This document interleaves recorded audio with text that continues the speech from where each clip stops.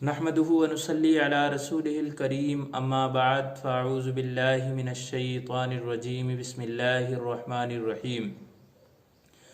محترم سامعین حضرات، آج کے ویڈیو میں ہم بات کریں گے امام اعظم ابو حنیفہ رضی اللہ تعالیٰ عنہ کے سیرت اور کردار کے بارے میں۔ تو چلیے شروع کرتے ہیں۔ آپ سے گزارش ہے کہ آپ میرے چینل کو سبسکرائب کریں اور بیل آئیکن کو پریس ضرور کریں۔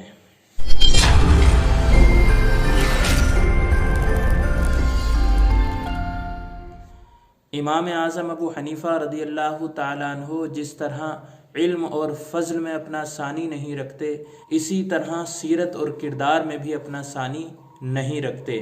آپ کی بلند سیرت اور عظیم اخلاق نے انسانی کردار کو عظمت کا قوام اور مواد عطا کیا ہے۔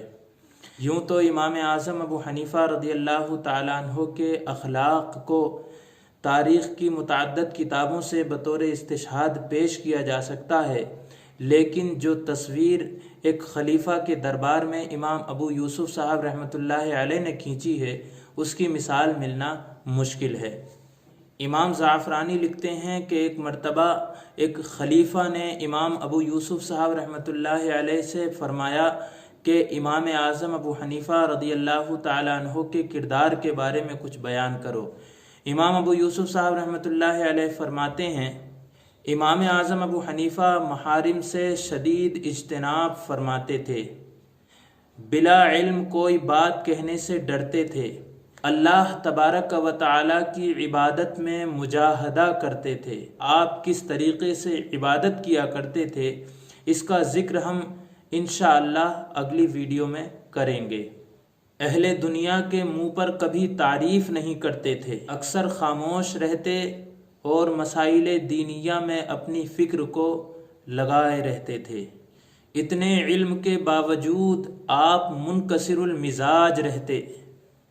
جب آپ سے کوئی سوال کیا جاتا تو آپ کتاب و سنت کی طرف رجوع کرتے، اور اگر کتاب و سنت سے وہ مسئلہ حل نہیں ہوتا تو پھر آپ قیاس کیا کرتے تھے۔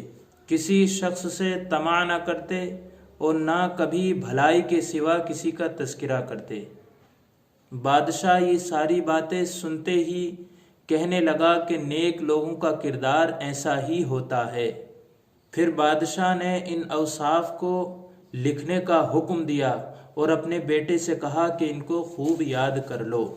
امام ابو یوسف صاحب رحمۃ اللہ علیہ فرماتے ہیں کہ جب آپ کسی شخص کو کچھ عطا کرتے اور وہ شخص اس کے بدلے میں آپ کا ممنون اور مشکور ہوتا تو آپ بے حد افسوس کیا کرتے تھے اور فرماتے کہ شکر کا مستحق تو صرف اللہ تبارک و تعالی ہی ہے، اسی کا دیا ہوا مال میں نے آپ تک پہنچایا ہے۔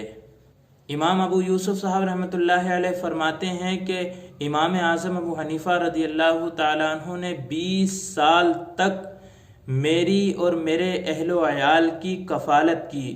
ایک دن میں نے عرض کیا، حضور آپ بڑے فیاض ہیں، تو امام اعظم ابو حنیفہ رضی اللہ تعالیٰ عنہ نے فرمایا کہ شاید تم نے فلاں بادشاہ کا نام نہیں سنا، اسی وجہ سے تم نے مجھے فیاض کہہ دیا۔